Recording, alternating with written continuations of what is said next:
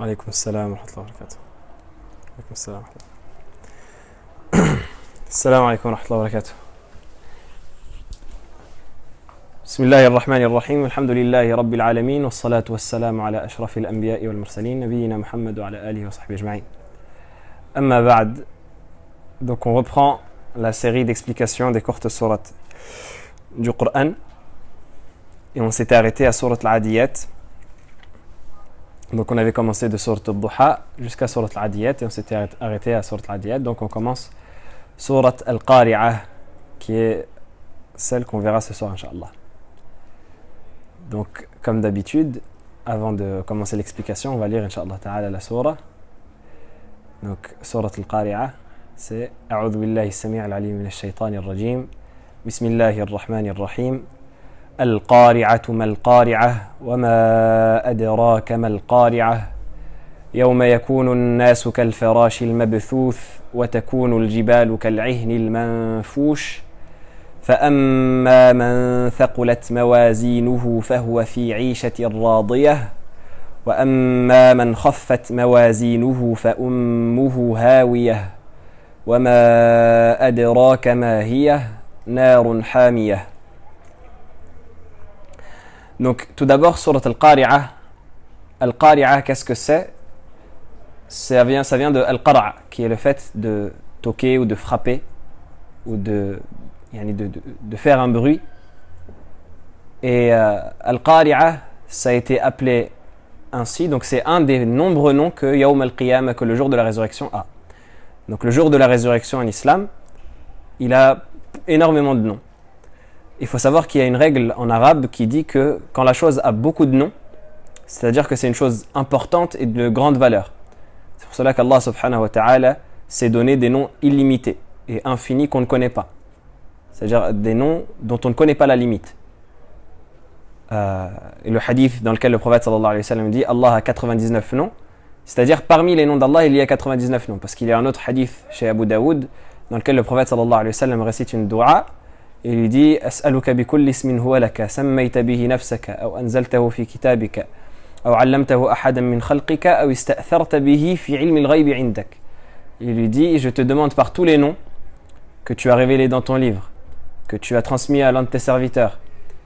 Et à la fin de l'invocation, il dit ou que tu as gardé auprès de toi dans la science de l'invisible. Donc quand quelque chose a beaucoup de noms, ça montre son importance et sa grande valeur. C'est pour cela que le prophète alayhi salatu wassalam également, certains savants lui ont compté 1000 noms. Comme Ibn Qayyim rahimahullah il le mentionne, Ibn Kathir également, si ma mémoire ne me fait pas défaut, et d'autres. Et Yawm al-Qiyamah également, ça fait partie des choses qui ont beaucoup de noms. Donc parmi ces noms qui sont rapportés dans le Coran, il y a Yawm al-Qiyamah, donc le jour de la résurrection. Il y a Al-Haqqa, il y a Al-Qari'ah, il y a Tammatul Kubra, Al-Sakha, Yawm al-Talaq, le jour de la rencontre. Il y a Yawm al-Taghabun, etc., etc. Donc il y a énormément de noms que vous avez dû voir passer durant vos lectures, votre apprentissage du Coran. Et parmi ces noms-là, il y a Al-Qari'ah. Donc pourquoi est-ce qu'elle a été appelée Al-Qari'ah? Le cheikh il dit, donc pour rappeler, on se base sur le tafsir, sur le livre Tafsir al-Fatiha wa Qisar al-Mufassal de Cheikh Salih ibn Abdullah ibn Hamad al-Usaymi, hafidhahullah ta'ala wa ra'ah. Donc le cheikh il dit القارعة من أسماء يوم القيامة لأنها تقرع قلوب الناس وتزعجهم بأهوالها. Il dit القارعة, ça fait partie des noms de Yawm al-Qiyamah, du jour de la résurrection, parce que justement elle va frapper les cœurs des gens et elle va les déranger. C'est-à-dire que les gens ils vont être bousculés, troublés, même dans leur fort intérieur.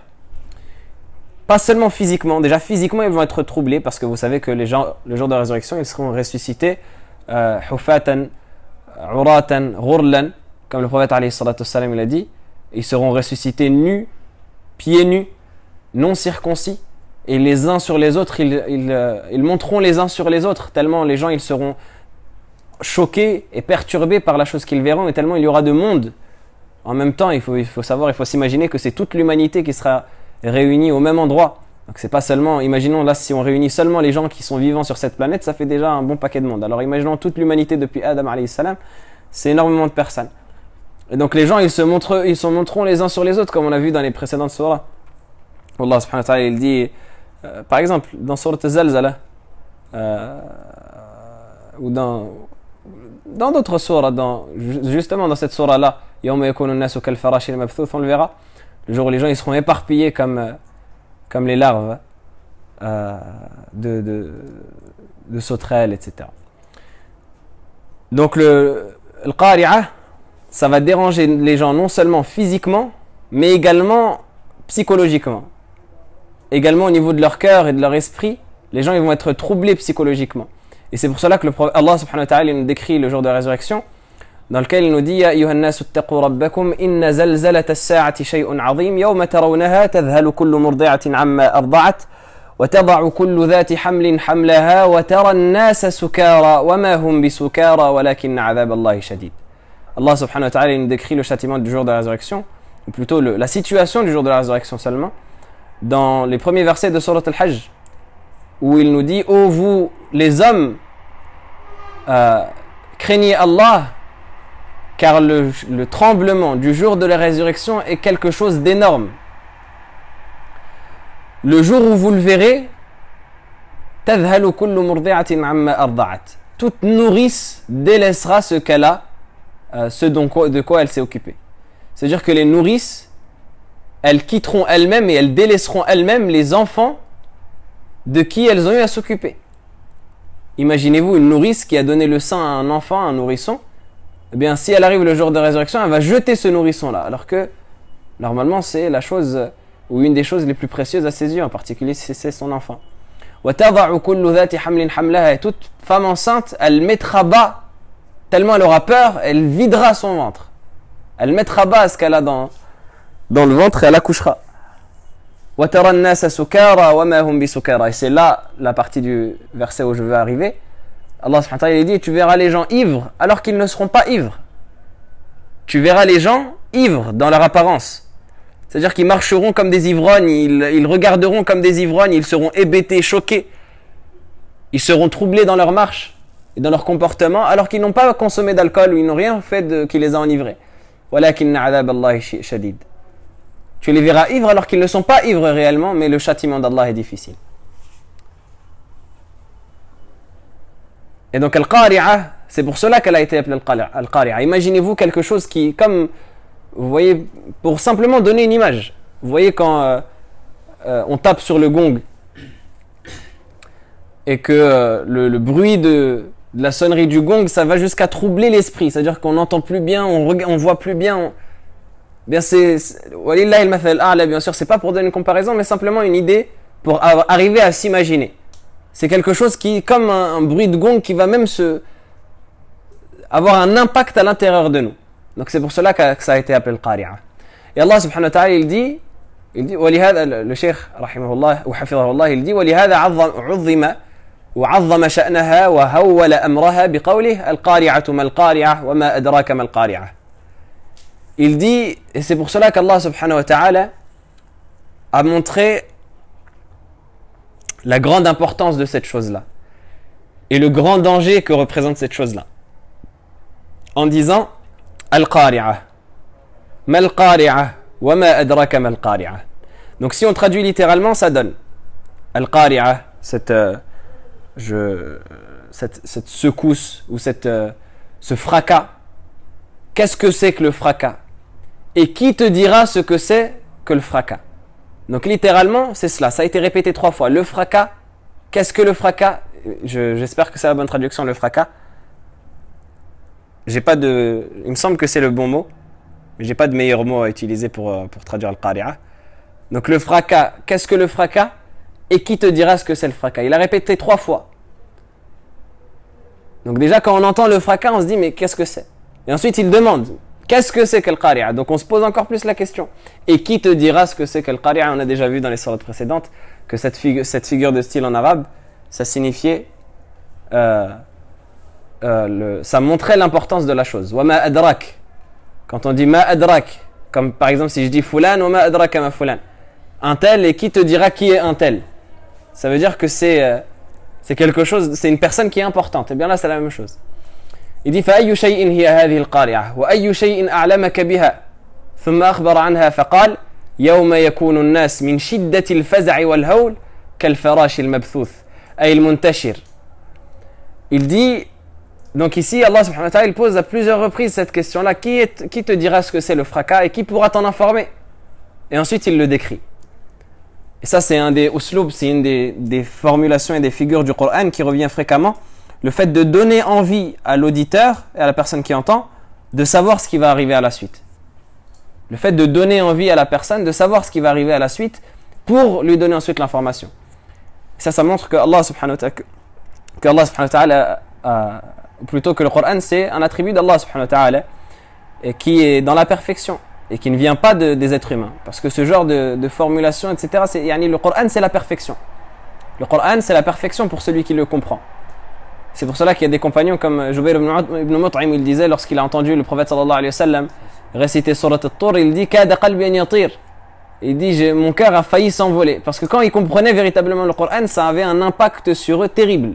C'est pour cela qu'on entend des compagnons et des enfants de compagnons et des tabi'in et des tabi'in comme Ali ibn al-Fudayl ibn Iyad, rahimahullah ta'ala, et d'autres, qui lorsqu'ils entendaient le Coran, ils tombaient évanouis. Ou des fois ils mouraient, comme Ali ibn al-Fudayl, celui-là un jour il a prié avec son père qui est al-Fudayl ibn Iyad, qui est une personne que normalement la plupart d'entre vous doivent connaître, c'est une personne dont les textes reviennent souvent, un des pieux prédécesseurs. Et son fils un jour il a prié derrière lui Qiyam al-Layl, et lorsque le Fudayl il a récité Surat al-Zalzala, il est mort. Il est tombé par terre et lorsqu'ils ont vu après la prière, ils ont essayé de le réveiller, ils ont vu qu'il était mort. Parce que sincèrement, quand on s'imagine des choses comme cela, et qu'on comprend l'arabe comme le comprenait le prophète alayhi salatu wassalam et les compagnons, et qu'on arrive à s'imaginer la chose, et j'ai parlé à plusieurs reprises durant ces assises-là de l'importance de l'imagination, et qu'on arrive à s'imaginer, à se visualiser la chose, et bien obligatoirement, au moins ça bouge le cœur. Celui de qui ça ne bouge pas le cœur, qui regarde son cœur et qui voit s'il a un cœur déjà, et s'il l'a, qu'il essaye de le réveiller, parce que sinon il est mort. Taïb, donc ici Allah subhanahu wa ta'ala il décrit, après avoir donné envie d'avoir l'information, il donne l'information à propos du Yawm al-Qiyam. Il dit Yawma yakunu an-nasu kal-farash al-mabthuth. Ce jour-là, les gens, c'est un jour dans lequel les gens seront kal-farash al-mabthuth, donc comme des larves de sauterelles. Al-mabthuth, répandu. Et ça, subhanallah, c'est quelque chose de très très très percutant comme image. Et vous allez voir, c'est extrêmement percutant comme image. Les gens en général, ils traduisent al-farash par les papillons. Et ça, c'est une mauvaise traduction. C'est une erreur de traduction et je vous le dis, notez-le. Inch'Allah, c'est quelque chose qui vous apportera un bénéfice. La bonne traduction, c'est les larves de sauterelles. Et subhanallah, j'ai eu cette faïda, cet enseignement bénéfique par une élève que je remercie et je pense qu'elle nous écoute et je la remercie énormément. À propos de cette ayah-là, de Yawma yakunu an-nasu kal-farash al-mabthuth. Donc cette élève, un jour, elle m'a posé la question et elle m'a dit, est-ce que la traduction à propos de ce verset, elle est bonne, des papillons? Et je lui ai dit que non, elle n'était pas bonne et que c'était une erreur de traduction et qu'au contraire, il fallait traduire par les larves de sauterelles. Et elle m'a dit, subhanallah, elle m'a dit, j'ai compris ça, j'ai compris que c'était une mauvaise traduction, alors qu'elle connaît pas, elle parle pas l'arabe.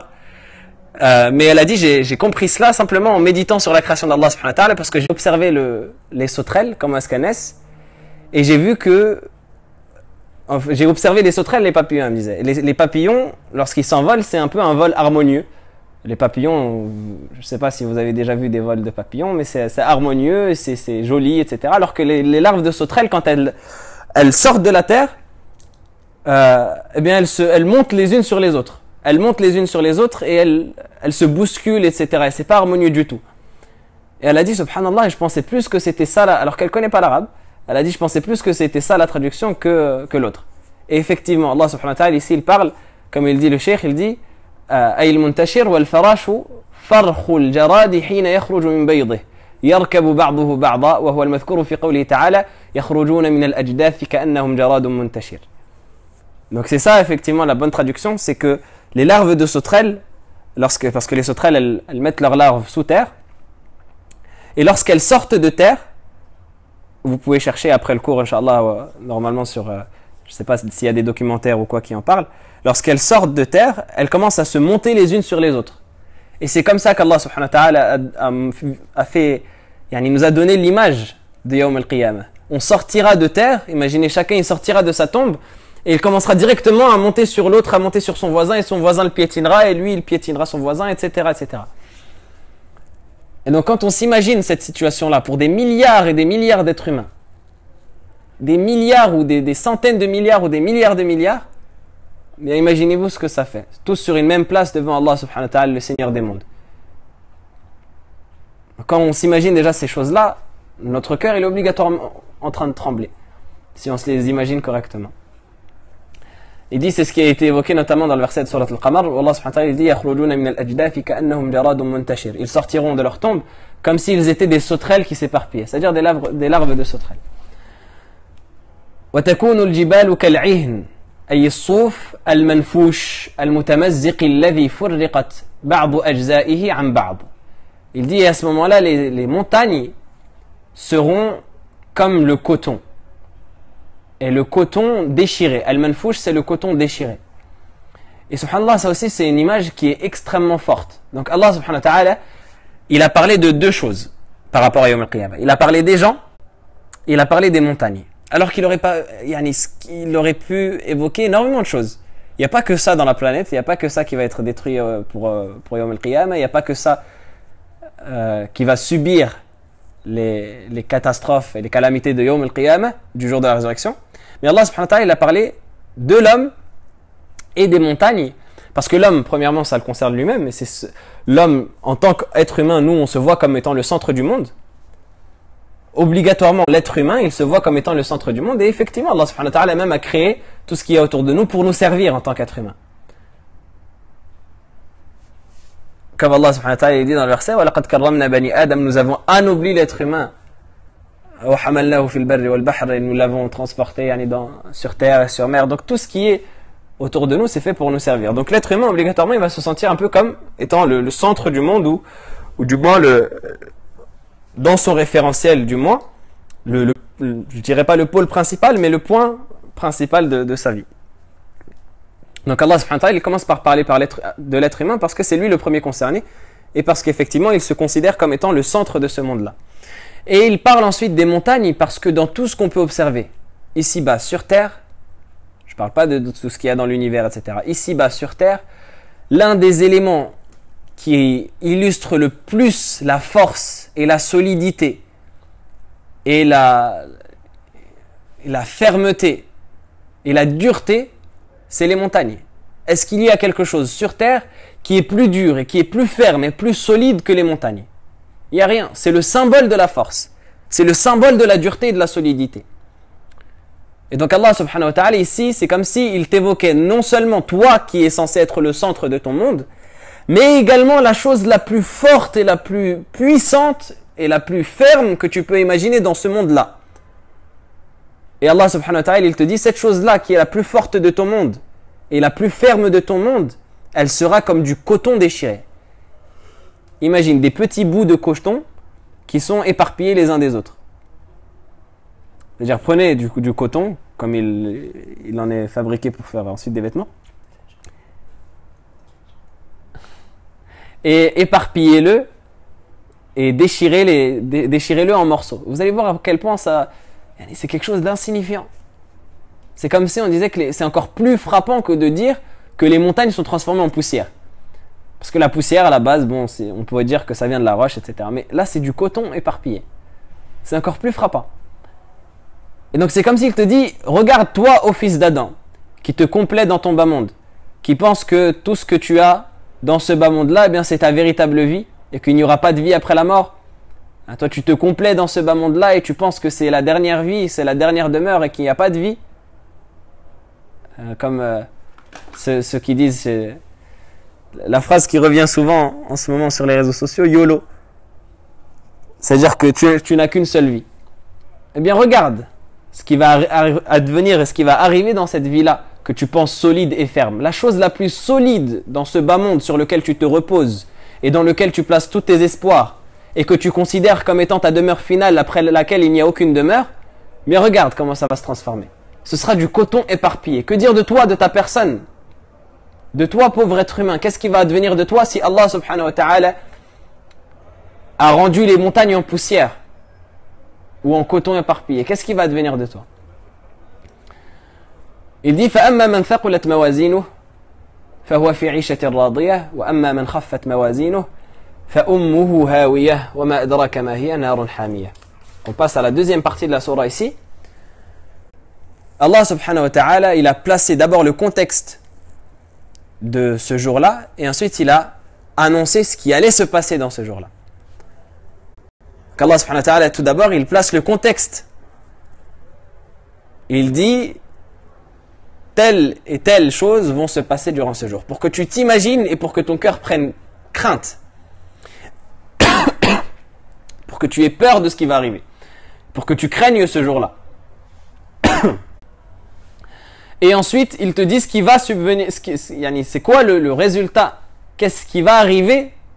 C'est quel est le programme de ce jour-là?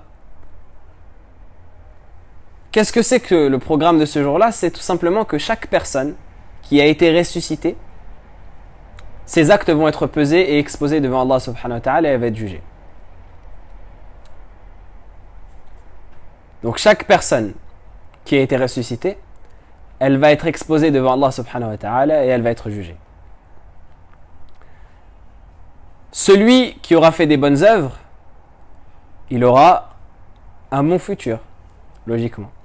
Et celui qui a fait des mauvaises œuvres, il aura un mauvais futur. Et c'est ici que les choses se finissent.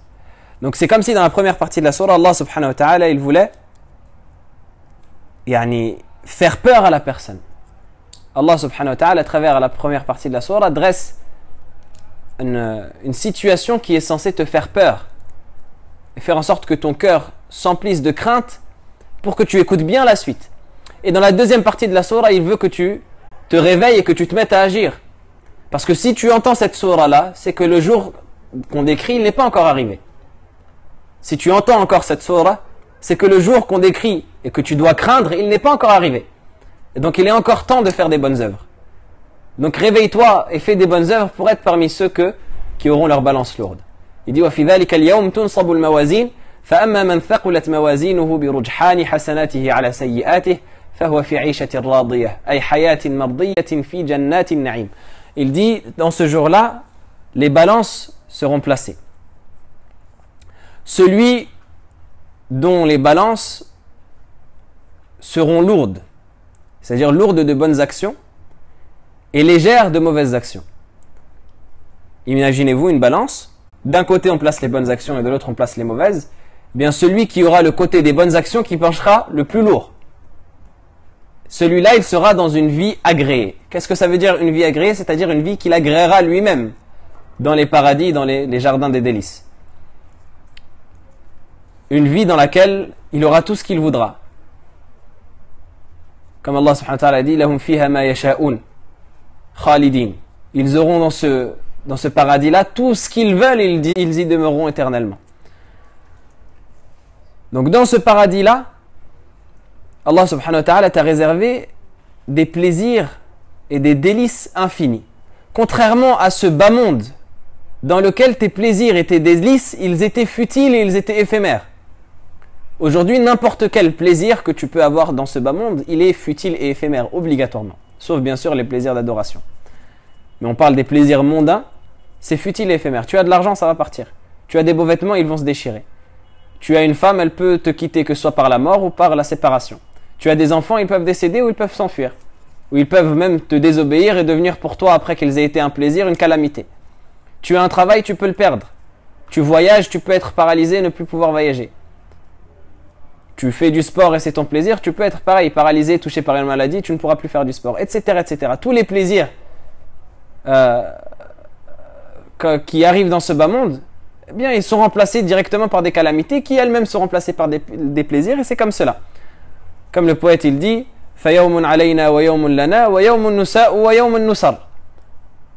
Un jour, il y a un jour qui est contre nous et un jour qui est pour nous. Et un jour dans lequel on est heureux et un jour dans lequel on est triste. Et c'est cela la situation de ce bas monde. Mais l'au-delà, c'est des délices qui sont continuels et infinis. Ce que tu reçois dans l'au-delà, tu ne peux plus le perdre. Ce qui t'est donné au paradis, c'est quelque chose qui ne te sera plus jamais retiré.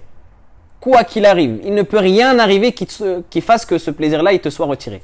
Ici, autant dans ce bas monde, ici, tu as un seul plaisir, tu peux imaginer un millier de scénarios par lesquels ce plaisir-là disparaîtra. Et peut-être qu'il disparaîtra par un scénario que tu n'as pas imaginé. Mais dans le paradis, tu as des milliers de plaisirs et tu ne peux même pas imaginer un scénario dans lequel ces plaisirs-là disparaîtront. Celui qui rentre au paradis, il n'en sort plus. Donc, quelle est stupide la réaction de la personne qui va vendre ce paradis éternel et illimité pour des plaisirs futiles de ce bas monde, qui sont limités et éphémères. Donc cette situation-là, c'est la situation des personnes qu'on décrit à la fin de la sourate. Donc dans la deuxième partie, de cette deuxième partie justement, c'est ceux qui ont fait des mauvaises œuvres. Allah subhanahu wa ta'ala il dit wa amma man khaffat mawazinuhu, quant à ceux dont les balances seront légères, c'est-à-dire qu'il n'a pas de bonnes actions, bi an lam takun lahu hasanatun tuqawimu sayyi'atihi, c'est-à-dire qu'il n'a pas de bonnes actions, assez de bonnes actions pour peser assez lourd pour contrer les mauvaises actions derrière. Il dit fa ummuhu hawiyah ay ma'wahu wa maskanuhu an-nar. Il dit ça, ce qu'on peut traduire littéralement. Donc encore une fois, c'est une figure de style qui est extrêmement éloquente et pertinente. Et ça montre la beauté du Coran. Et c'est quelque chose que malheureusement on ne peut comprendre et on ne peut acquérir que lorsqu'on a la langue arabe. Et c'est d'autant plus important d'apprendre la langue arabe que ça nous permet de comprendre ce qu'Allah subhanahu wa ta'ala dit dans son livre. Est-ce que le prophète alayhi salam dit dans la sunna? Donc ici, donc traduit en français, ça n'a peut-être pas le même impact, mais en tout cas en arabe, c'est quelque chose de très pertinent et de très éloquent. Ici, Allah subhanahu wa ta'ala dit « Fa ummuhu hawiyah ». Donc il dit « Quant à celui dont les balances seront légères de bonnes actions et lourdes de péchés, ummuhu hawiyah ». Donc il parle de son futur, qu'est-ce qui va arriver? On sait qu'il va aller en enfer, mais pour décrire le fait qu'il va aller en enfer, il dit ce qu'on peut traduire littéralement par « Sa mère sera un trou ardent ou un trou très profond. Un abîme très profond. Et pour utiliser donc la destination, il a dit sa mère. Donc ça c'est pour dire sa demeure sera l'enfer, cet abîme-là profond dans lequel il se réfugiera, ce sera sa destination. Et il dit ce sera sa mère. Pourquoi est-ce qu'il dit sa mère? Parce que vous savez que l'enfant, lorsqu'il grandit, ou lorsqu'il est encore jeune et qu'il est en train de grandir, il a absolument besoin de sa mère en soutien. À chaque fois qu'il lui arrive quelque chose, il tombe, il pleure, il est triste, il a faim. À chaque fois qu'il a besoin de quelque chose et qu'il se sent mal, ou qu'il se sent gêné par quelque chose, il va vers sa mère, n'est-ce pas? Il est tout le temps dans cette situation-là où il pense que la chose qui va effacer sa peine, c'est sa mère, donc il se réfugie vers elle. Et ici, Allah subhanahu wa ta'ala, il dit, sa mère, à cette personne-là qui va tomber en enfer, ce sera l'enfer, ce sera l'abîme. C'est-à-dire que cette personne-là qui sera en enfer, imaginez-vous, ce sera comme l'enfant, il aura des plaintes, il aura des craintes, il aura faim, soif, il aura peur, il se sentira mal, il mourra de douleur. Même s'il n'y a pas de mort, c'est une métaphore bien sûr, mais il sera déchiré par la douleur. Et dans cette plainte-là et dans cette tristesse-là, il voudra trouver un refuge et il ne trouvera que l'enfer. Wal'iyadhu billah. Il ne trouvera que l'enfer. C'est comme si la chose dans laquelle il veut se réfugier, eh bien c'est ce qui va lui rajouter du châtiment. Donc ça c'est pour vous montrer la situation terrible de tristesse et de dépression et de plainte et de crainte dans laquelle seront les gens de l'enfer. C'est quelque chose qu'on ne peut même pas imaginer. Comme il dit Ibn Qayyim rahimahullah, il dit le châtiment des gens de l'enfer, il est à la fois physique et psychologique. C'est-à-dire que les gens de l'enfer, ils sont à la fois châtiés physiquement par le feu, mais également psychologiquement par la tristesse. Comme Allah subhanahu wa ta'ala dit dans le verset,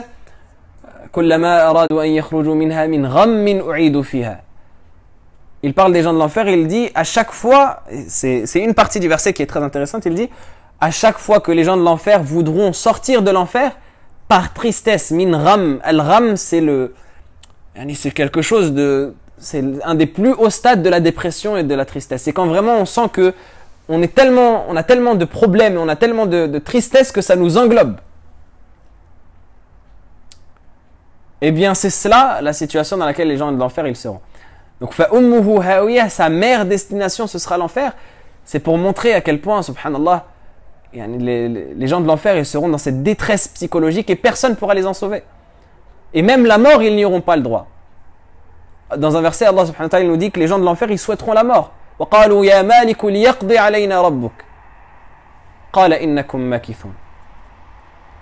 Ils imploreront le gardien de l'enfer qui s'appelle Malik, l'ange gardien de l'enfer, et ils diront: ô Malik, dis à ton Seigneur qu'il nous achève.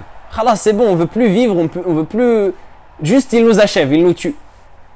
Et Malik, il leur dira: Innakum makithun, vous resterez. Ne pensez pas que vous avez eu le droit de passer ce bas monde-là dans l'insolence, et dans les péchés, dans la désobéissance, et dans les crimes, et dans l'injustice, et que vous allez arriver le jour de la résurrection, et qu'on va mettre une fin et un terme à votre supplice, et qu'on va vous oublier. Non. Vous allez rester dans ce châtiment-là et vous allez le goûter. Pourquoi? Nous vous sommes venus avec la vérité. C'était présent devant vos yeux. Vous lisiez, vous écoutiez, vous entendiez. Vous aviez accès à cette vérité-là. Comme maintenant, pour nous, ce sera une preuve contre nous également, ce qu'on est en train d'entendre ici. Ce sera une preuve contre nous. On demande à Allah subhanahu wa ta'ala qu'il nous facilite. Tout ce qu'on entend là, le jour de la résurrection, on ne pourra pas dire: Ya Allah, on n'a pas été prévenu. On est en train de se rappeler là dans ce bas monde, tant qu'il est encore temps. Mais quand on viendra le jour de la résurrection, on ne pourra pas dire: Ya Allah, on n'était pas prévenu. Donc s'il y a une des personnes, qu'Allah subhanahu wa ta'ala nous en préserve, qui tombe en enfer après cela, eh bien, elle dira à Malik: ô Malik, dis à ton Seigneur de nous achever. Mais ça y est, c'est trop tard. C'était avant qu'il fallait réfléchir, et avant. C'était à ce moment-là qu'on est en train de vivre qu'il faut réfléchir, et qu'il faut prendre un nouveau départ avec Allah subhanahu wa ta'ala et revenir vers Allah subhanahu wa ta'ala, parce que c'est Allah subhanahu wa ta'ala le seul qui peut nous préserver de cela. Les gens de l'enfer, ils n'auront aucun refuge et aucun secours. Alors que nous, Allah subhanahu wa ta'ala, c'est lui notre refuge et c'est lui notre secours. Et Allah subhanahu wa ta'ala, il nous aime plus que notre propre mère. Reprenez cette image-là de mère destination pour l'enfer et appliquez-la aux gens du paradis. Leur refuge et leur secours, ce sera Allah subhanahu wa ta'ala. Et Allah, il nous aime plus que nos propres mères. Déjà, si on avait eu comme refuge notre propre mère, ça aurait été suffisant. Ou ça aurait été apaisant, pour ne pas dire suffisant. Parce que ce jour-là, aucun refuge ne sera d'aucune utilité, sauf celui d'Allah subhanahu wa ta'ala. Mais ça aurait été apaisant d'avoir comme refuge quelqu'un qui pourrait, imaginons, si Allah subhanahu wa ta'ala donne la permission d'intercession à une mère pour son enfant, eh bien c'est apaisant déjà. Alors imaginez Allah subhanahu wa ta'ala qui nous aime plus que notre propre mère. D'accord? Donc c'est cela qu'il faut profiter comme enseignement de cette partie-là de la sourate.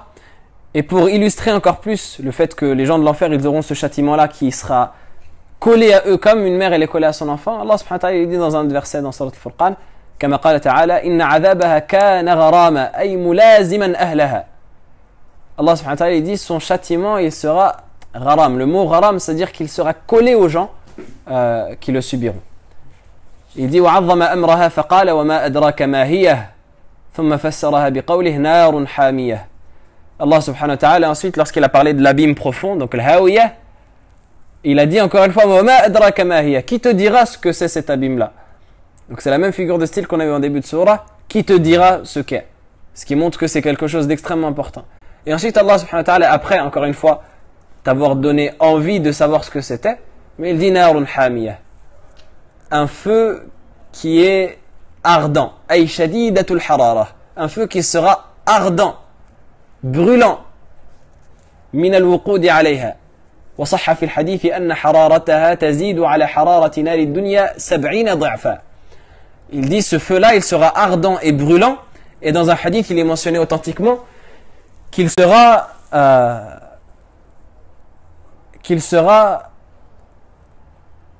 plus important que le feu de ce bas monde 70 fois. Que le feu de ce bas monde, c'est-à-dire le feu le plus important qu'on peut avoir sur ce bas monde. Eh bien le feu de l'enfer, il sera plus important 70 fois. Et ces 70 fois-là, Allah subhanahu wa ta'ala seul les connaît. Allah subhanahu wa ta'ala connaît seul la valeur de ces 70 fois. Mais il sera plus important que ce feu qu'on a dans ce bas monde 70 fois. C'est dans le hadith duquel il parle, c'est le hadith d'Abu Huraira qui est rapporté dans Sahihayn, si ma mémoire ne me fait pas défaut, et dans le Muwatta de l'imam Malik, Le prophète alayhi salatu wassalam, il dit Inna nara bani adam allati yuqiduna bid'un min sab'ina ou juz'un min sab'ina juz'an min nari jahannam. Il dit le feu des fils d'Adam qu'ils allument et qu'ils ont sur leur bas monde, c'est une partie sur 70 parties du feu de l'enfer. Et les compagnons ils disent Ya Rasulallah, innaha kanat kafiyah.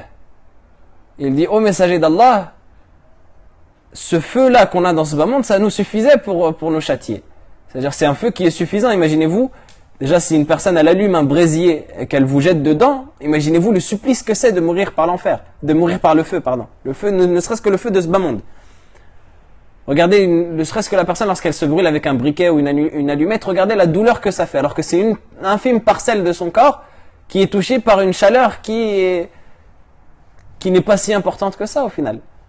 Un bout d'allumette qui est brûlé, ça doit faire quoi? Je ne connais pas exactement les degrés, mais c'est quelque chose qui, bon, maximum, je sais pas moi, 200 degrés. Maximum, grand maximum. Eh bien, c'est même pas ce feu duquel on parle. On parle du feu vraiment important d'un brasier. Ça suffit pour châtier. Ça suffit pour châtier la personne. Et le prophète, alayhi salatu wassalam, lorsque les compagnons ils ont dit ça, il a dit Innaha fuddilat alayha bi tis'in wa sittina di'fa. Ou kama qala sallallahu alayhi wa sallam. Il a dit, elle a été, ce feu-là qu'on a sur ce bas monde, par rapport au feu de l'enfer, il a été amplifié. Dans le feu de l'enfer, ça a été amplifié par 69 fois. Donc 69 parts. On demande à Allah subhanahu wa ta'ala qu'il nous en préserve, ainsi que tous les musulmans, et qu'il nous permette de mourir sur la parole du tawhid, afin d'être parmi les gens qui rentreront au paradis sans jugement ni châtiment, parmi les gens qui passeront un sirat sans goûter, sans être touchés par la chaleur de l'enfer. Donc parmi les enseignements également qu'on peut profiter de cette sourate très rapidement, et on clôture avec cela incha'Allah, il y a le fait qu'Allah subhanahu wa ta'ala c'est le juste. Allah subhanahu wa ta'ala c'est le meilleur des juges. Allah subhanahu wa ta'ala lorsqu'il dresse un jugement, il le dresse avec justice. Et la justice d'Allah subhanahu wa ta'ala elle est telle que Allah azza wa jal, alors que c'est Allah, alors que c'est notre créateur, mais le jour de la résurrection, il va ramener Allah tabaraka wa ta'ala des balances. Allah subhanahu wa ta'ala il a créé des balances qui sont des vraies balances, des créations d'Allah subhanahu wa ta'ala, contrairement à al-Mu'tazila qui prétendent que c'est simplement une métaphore pour désigner la justice. Ce sont des vraies balances, c'est cela la croyance de al-Sunnah wal-Jama'a, de dire que c'est un véritable mizan qui sera établi par Allah subhanahu wa ta'ala le jour de la résurrection. Et Allah subhanahu wa ta'ala il va peser dans ces balances-là les bonnes actions et les mauvaises actions de l'humanité, ou des croyants plutôt. Il va peser les bonnes actions et les mauvaises actions des croyants. Donc pour dire que Allah subhanahu wa ta'ala est tellement juste que, alors que c'est notre créateur, Allah subhanahu wa ta'ala est tellement juste qu'il nous donne ce traitement-là de faveur, alors que l'injustice, qu'est-ce que c'est que la définition de l'injustice? Pour prétendre, comme le prétendent les apostats et les athées, que Allah subhanahu wa ta'ala est injuste. Qu'est-ce que c'est que l'injustice? L'injustice, la définition de l'injustice, c'est le fait de gérer ce qui n'est pas à toi de la manière dont tu le veux. C'est-à-dire de spolier quelque chose qui n'est pas à toi et d'en faire ce que toi tu veux. Exemple, si par exemple je prends de l'argent à quelqu'un et que je l'utilise dans ce que je veux, c'est ça qui est de l'injustice. Si on m'a confié de l'argent et que je le spolie et que je le dépense en fonction de mes dépenses à moi, eh bien ça c'est de l'injustice, etc., etc. L'injustice c'est le fait de s'octroyer des droits par rapport à une chose qui ne nous appartient pas. Mais Allah subhanahu wa ta'ala, qu'est-ce qui ne lui appartient pas? Qu'est-ce qui n'appartient pas à Allah subhanahu wa ta'ala? Allah azza wa jalla, il fait ce qu'il veut de nous à partir du moment où c'est lui qui nous a créé. Notre propre corps qu'on possède, c'est pas nous qui l'avons créé. Si on veut véritablement parler de justice ou d'injustice, on crée notre propre corps et on fait un transfert d'âme. Même l'âme, de toute façon, c'est Allah subhanahu wa ta'ala qui l'a créé. On crée notre propre corps et on vit dedans et khalas. Mais notre propre corps, notre propre âme, notre esprit, notre vue, notre oui, notre toucher, tous nos sens, c'est Allah subhanahu wa ta'ala qui les possède et qui les a créés. Alors qui est-ce qui peut parler d'injustice aslan? Si moi aujourd'hui j'achète quelque chose, walillahi al-mathal a'la, encore une fois, c'est pas pour comparer Allah subhanahu wa ta'ala à ses créatures, hasha, mais c'est simplement pour donner un ordre d'idée avec laquelle la personne elle va pouvoir s'imaginer la chose. Si j'achète une chose et que je la détruis, est-ce qu'il y a quelqu'un qui va venir me voir et me dire t'as fait preuve d'injustice? C'est ma chose, c'est à moi. C'est moi qui l'ai acheté. Alors que dire de ce qu'Allah subhanahu wa ta'ala a créé, c'est-à-dire les êtres humains? Est-ce qu'on peut parler d'injustice? Si Allah subhanahu wa ta'ala voulait châtier toute la planète, c'est Allah subhanahu wa ta'ala qui les a créés. Comment parler de notion d'injustice? C'est complètement illogique, de base. Alors imaginez, Allah subhanahu wa ta'ala, malgré cela, eh bien, il établit un jugement. Et non seulement ce jugement-là, il ne se contente pas de dire tu as fait le mal, va en enfer, tu as fait le bien, va au paradis. Parce qu'Allah subhanahu wa ta'ala également, il pourrait très bien, et ce serait la plus grande, ce serait une grande justice déjà. Qu'Allah subhanahu wa ta'ala lui-même, il te dise tu as fait le bien, rentre en enfer, et tu as fait le bien, pardon, rentre au paradis, et tu as fait le mal, rentre en enfer. Mais non seulement il y a cela, mais en plus il y a des balances. Et en plus il y a les écrits que les anges ont écrits et le livre que tu liras toi-même. Le livre te sera exposé et tu le liras toi-même. Et Allah subhanahu wa ta'ala il dit Kafa bi nafsika al-yawma alayka shahida, et tu te suffis à toi-même, contre toi-même, comme juge, comme témoin. Et regardez le summum de la justice, la perfection de la justice. C'est au-delà même de la notion de la justice qu'on a dans notre référentiel d'être humain. C'est quelque chose d'inconcevable. Ça montre la grande miséricorde d'Allah subhanahu wa ta'ala. Et celui qui parle ensuite d'injustice et qui ose attribuer cela à Allah subhanahu wa ta'ala, bien rappelez-le lui ça. Rappelez-lui qu'à la base, c'est une création d'Allah subhanahu wa ta'ala. Lui-même, il ne s'est pas créé. À la base, il ne s'appartient pas lui-même. Il n'a même pas son propre corps en possession. C'est Allah subhanahu wa ta'ala qui le possède. Alors comment est-ce qu'on peut parler d'injustice en sachant cela? هذا والله أعلم وصلى الله وسلم وبارك على سيدنا محمد وعلى آله وصحبه أجمعين. Donc je répète simplement pour ceux qui l'ont demandé. J'ai vu deux questions. La première question c'est quel est le livre المفسر هو الشيخ صالح بن عبد الله بن حمد العصيمي وكتابه متوفر في مقررات برنامج مهمات العلم وفي غيره موجود على الشبكة. Donc le livre c'est تفسير الفاتحة والقصار المفصل de Cheikh Salih bin Abdullah bin Hamad al-Usaymi. C'est un livre que vous pouvez trouver, mais malheureusement qui n'est pas encore traduit.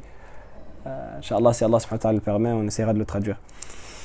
Et par rapport à la question de est-ce que les mécréants seront pesés, Allah alam, yani, c'est un sujet dans lequel les savants de l'Aqida ont parlé. Et l'avis qui ressort, qui est juste, c'est de dire que les mécréants n'auront pas ne seront pas pesés. Ils seront, on leur exposera leurs actes, mais ils ne seront pas pesés parce qu'ils n'ont pas d'actes, de bonnes actions avec lesquelles venir devant Allah subhanahu wa ta'ala, tout simplement parce qu'Allah subhanahu wa ta'ala, de par sa justice parfaite, il donne aux mécréants sa récompense dans ce bas monde. Allah subhanahu wa ta'ala dit dans le verset de Surat Hud Man kana yuridu al-hayata ad-dunya wa zinataha nuwaffi ilayhim a'malahum fiha wa hum fiha la yubkhasun ulaika alladhina ليس لهم في الآخرة إلا النار وحبط ما صنعوا فيها وباطل ما كانوا يعملون. Allah subhanahu wa ta'ala il dit ceux qui voudront ce bas monde, celui qui voudra le bas monde et sa parure, نوفي إليهم أعمالهم فيها وهم فيها لا يظلمون. On lui donnera la récompense de ses œuvres, وهم فيها لا يظلمون, pardon. On lui donnera la récompense de ses œuvres dans ce bas monde et il ne sera pas victime d'injustice. Donc ça c'est la récompense de toutes les personnes qui sont mécréantes. À partir du moment où le mécréant ne reconnaît pas la législation d'Allah subhanahu wa ta'ala, ne reconnaît même pas Yawm al-Qiyamah ou l'akhirah, ou la vie de l'au-delà, le jour de la résurrection, à partir du moment où le mécréant ne reconnaît même pas cela, bien comment est-ce qu'il peut prétendre à une récompense dans l'au-delà? Il s'est fermé lui-même la porte de l'au-delà. Donc la justice, qu'est-ce que c'est à ce moment-là? C'est de lui donner sa récompense dans ce bas monde. Et c'est ce qu'Allah subhanahu wa ta'ala lui dit. Il dit, nous leur donnerons leur récompense dans ce bas monde et ils ne seront pas victimes d'injustice. Il n'y aura aucune injustice qui sera faite à leur égard. Alors que pourtant, c'est des gens qui ont défié Allah à travers la mécréance. La mécréance ou le polythéisme ou le rejet d'une partie de la foi, etc. Mais pourtant, ils recevront leurs bonnes actions dans ce bas monde et c'est cela qu'on voit. C'est pour ça qu'il y a une question qui revient souvent, c'est pourquoi est-ce que c'est les kuffars qui sont les plus riches? Pourquoi est-ce que c'est les kuffars qui réussissent? Pourquoi est-ce que c'est les non-musulmans qui qui ont des richesses, etc. Parce que tout simplement, Allah subhanahu wa ta'ala, il leur donne, c'est pas non plus quelque chose de général, parce que chacun, Allah subhanahu wa ta'ala, il le gère au cas par cas. Mais de manière générale, Allah subhanahu wa ta'ala, il donne la récompense aux mécréants de leurs bonnes actions dans ce bas monde. Plus le mécréant il fait des bonnes actions dans ce bas monde, et plus il a sa récompense dans ce bas monde, plus sa vie s'améliore, il a une bonne vie, ou même à défaut d'être riche. C'est pas forcément la richesse. Parfois, la bonne vie qui va lui convenir, c'est d'avoir des enfants. Ou l'autre, la bonne vie qui va lui convenir, c'est d'être heureux. Eh bien, Allah subhanahu wa ta'ala, il va leur donner une part de cela dans ce bas monde. Mais le jour de la résurrection, ils ne pourront rien prétendre à avoir. Donc, ils n'auront pas de bonnes actions. Donc, pourquoi mettre une balance avec la partie des bonnes actions et des mauvaises actions si on sait de base qu'ils n'ont pas de bonnes actions? Donc c'est pour cela que les savants ils ont dit que le kafir n'aura pas cette balance-là dans laquelle il sera pesé.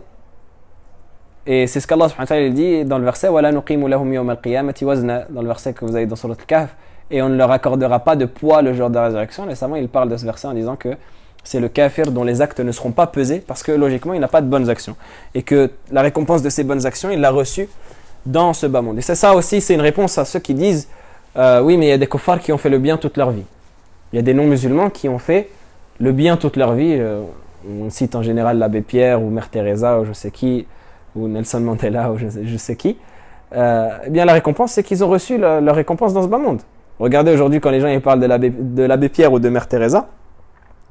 Déjà il y a ceux qui les adorent, wal'iyadhu billah, et il y a ceux qui les encensent et qui passent leur journée, où pour eux c'est des modèles de bonté et de ceci et de cela. Donc ils ont eu leur part de récompense dans ce bas monde à travers la célébrité, à travers le fait qu'ils étaient bien dans leur vie, le fait qu'ils avaient l'air apaisés, etc. Mais le jour de la résurrection, ils ne pourront rien prétendre à avoir, parce que ça a été des gens qui sont morts, jusqu'à preuve du contraire, sur la mécréance. D'accord? Mais quant à la personne qui est morte sur le tawhid et sur l'unicité d'Allah subhanahu wa ta'ala, cette personne-là, elle aura sa récompense le jour de la résurrection, quand bien même elle a eu des difficultés dans ce bas monde. Au contraire, les difficultés dans ce bas monde pour elle, ça aura été pour effacer ses péchés. Par rapport à la personne qui... Donc Al-Ram, je n'ai pas en tête si c'est le plus haut des degrés chez les Arabes, mais en tout cas c'est un haut degré de tristesse et de peine chez les Arabes. Il faut vérifier si c'est le mot ultime pour désigner la tristesse, mais en tout cas c'est un très haut degré de tristesse et de peine chez les Arabes. Wallahu a'lam. Barakallahu fikum.